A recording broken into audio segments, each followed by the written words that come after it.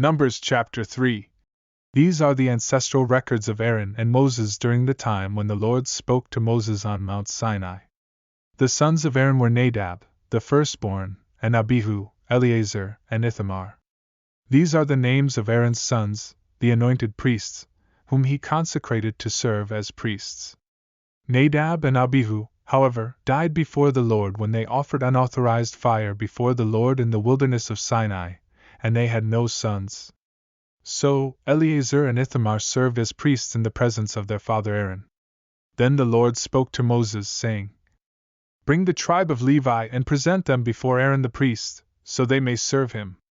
They are responsible for his needs and those of the entire congregation before the tent of meeting, performing the service of the tabernacle. They are to take care of all the furnishings of the tent of meeting and fulfill the obligations of the Israelites by serving the tabernacle. You shall give the Levites to Aaron and his sons, they are dedicated to him from among the Israelites. You shall appoint Aaron and his sons to carry out their priestly duties, and any unauthorized person who comes near shall be put to death." Then the Lord spoke to Moses, saying, "Behold, I have taken the Levites from among the Israelites in place of every firstborn who opens the womb among the Israelites. The Levites shall be mine, for all the firstborn are mine. On the day I struck down all the firstborn in the land of Egypt, I set apart for myself all the firstborn in Israel, both man and animal. They are mine, I am the Lord." Again the Lord spoke to Moses in the wilderness of Sinai, saying, "Count the sons of Levi by their ancestral houses and families. Every male a month old and above should be counted." So Moses counted them according to the command of the Lord. These are the names of the sons of Levi: Gershon, Kohath, and Merari. The sons of Gershon were Libni and Shimi.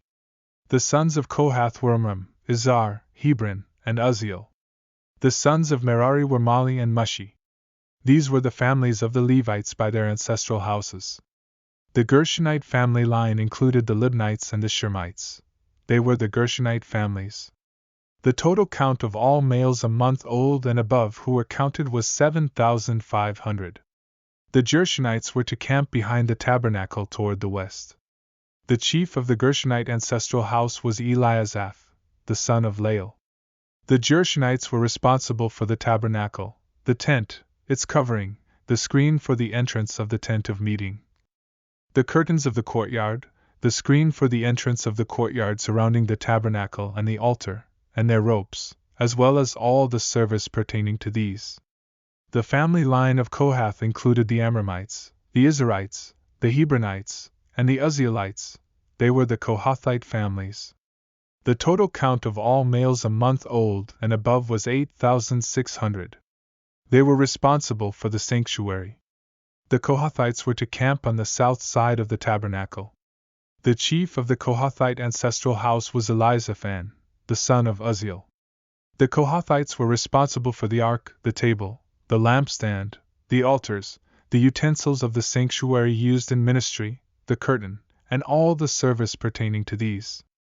Eleazar, the son of Aaron the priest, was chief over the leaders of the Levites, and had oversight over those responsible for the sanctuary. The Merarite family line included the Mahlites and the Mushites. They were the Merarite families. The total count of all males a month old and above was 6,200. The chief of the Merarite ancestral house was Zuriel, the son of Abihail. They were to camp on the north side of the tabernacle.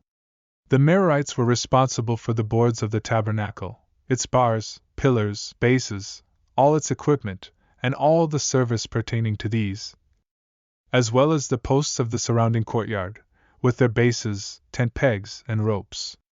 But the Levites shall camp around the tabernacle of the testimony so that there may be no wrath on the Israelite community. The Levites are responsible for the service of the tabernacle of the testimony. So the Israelites did everything as the Lord had commanded Moses concerning the Levites. They counted them, as the Lord commanded, according to their families. All the males a month old and above were 22,000. The Lord said to Moses, "Take a census of all the firstborn males of the Israelites a month old and above and list their names. You are to take the Levites for me, I am the Lord, in place of all the firstborn sons of the Israelites, as well as the livestock of the Levites in place of their animals. The Levites will be mine, I am the Lord. To redeem the 273 firstborn Israelites who outnumber the Levites, collect 5 shekels for each one, according to the sanctuary shekel, which weighs 20 gerahs. Give the money to Aaron and his sons as the redemption price for those who are in excess among the Israelites. So Moses collected the redemption money from those who exceeded the number redeemed by the Levites. He collected the silver, 1,365 shekels, according to the sanctuary shekel. Moses gave the redemption money to Aaron and his sons, as the Lord had commanded him, in exchange for the excess among the Israelites. These are the generations of Aaron and Moses when the Lord spoke to Moses on Mount Sinai.